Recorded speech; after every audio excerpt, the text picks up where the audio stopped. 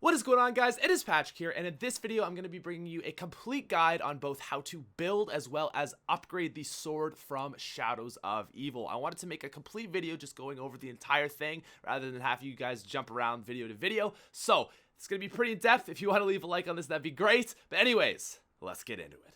Now, I just want to throw something out there real quick. There is an idea that you have to open up Pack-a-Punch before you can upgrade or even craft the sword. Now, I've not tested this myself for the big reason that I'm going to tell you as well. There is no point to go for the sword before you've Pack-a-Punch. The upgrading process is very difficult, and if you don't have a Pack-a-Punch weapon, you're going to struggle. So open Pack-a-Punch before you do this. Whether it's true or not doesn't matter. Alright, so our first objective is to obtain the Ags, which is needed to get the swords, and the Ags are located behind this door. Now, to open it, you have to hit the correct 3 symbols, but we don't know them.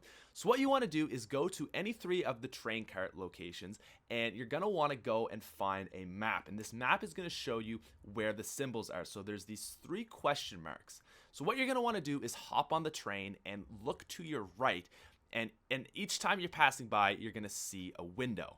So what you're going to want to do is go to the waterfront and take the train that heads to the canal. That's what I'm doing in this video. And you're going to see these symbols in the window. So pause your game, make sure you get a feel for what it is, maybe write it down if you don't feel like your memory is going to be well enough. And that's the first one. So again, you're going to want to look to the right. It's going to be right when you turn it on when you leave from the waterfront. Now, the next one is going to take a sec as we have to go through the junction and then towards the canal. So as you can see, we're going to take, I think it's going to go right. Oh, no, it's going to go left. And again, you're going to want to look to your right as you're going through the same window, and you're going to see another one. It's pretty obvious right here. And boom, there you go. There's your second one. So again, pause your game if you want to. I'm in theater mode, so obviously I just had to pause it. And again, write it down and get a feel for what it is. All right, so the cart will take you to the canals. Just wait for it to charge up again, and then let it take you to the Footlight District rather than the waterfront. So as you're leaving this place, you're going to see the window that you just saw. Again, that's the double arrows. We literally just saw that, so don't worry about that. But instead of going to the waterfront district this time, it's going to take us to Footlight. Now there's going to be a square red window again on the right here, and boom, that is your third one. So what you're going to want to do is head to the wall and enter in those 3 digits. Now I want to give a huge thank you to Mr. T Lexify. There's going to be a link down in the description for his channel. He's the one that helped me with this step, as I had no idea what I was doing. So this is his gameplay. But anyways, you put those 3 in and you now unlock the Ags, which will get you the swords. All right, so after you've torn down the bricks in the wall, you're going to want to go to this podium and grab an Ag. Now these are going to be placed on 4 Cthulhu statues around the map. Now these Cthulhu statues, as you see one here, is going to be hidden around a box, and to open the box, all you have to do is go into beast mode, smash it like you would smash anything else. So how this works is you have to fill every Ag with, I believe, 10 souls, and once you fill them up, just like in Origins, it's going to start glowing. So just get kills around the map. Now there's 4 in total, 1 at the Rift, 1 at every district. So 1 for the girl located in the alleyway, 1 for the boxers area at the waterfront located kind of by the perk location, and then the last one is located at the very, very back of the canals. Alright, so once you fill up the Ag in all 4 locations, you are good to go back, put it in, and grab your Apothecary sword. But we are not done yet. It's good, but we want to make it as best we can. So we're going to go ahead and let's upgrade this bad boy.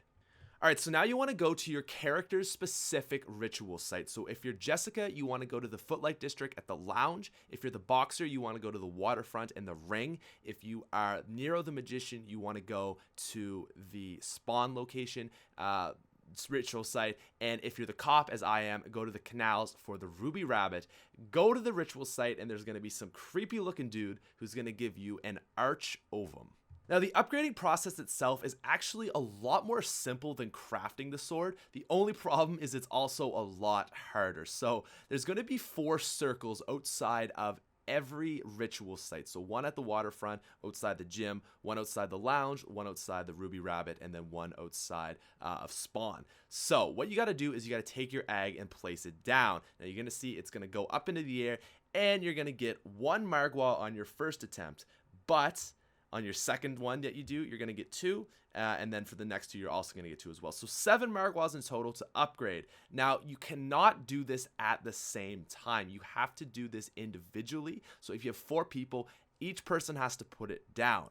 Another thing to note is that you can only do 1 a round. So what I recommend doing if you're playing with more than 1 person is have 1 person take the zombies and then put the egg down and have other people attack the Margwas. However, if you're playing by yourself, you have to be very, very careful not to kill the zombies, because what I've done is when I kill the zombies, it ends the round, and then you actually complete the round on the next round. You're gonna have to wait a whole nother round in order to get the next egg done. So like I said, there's 4 in total, and once you get this, guys, that's it.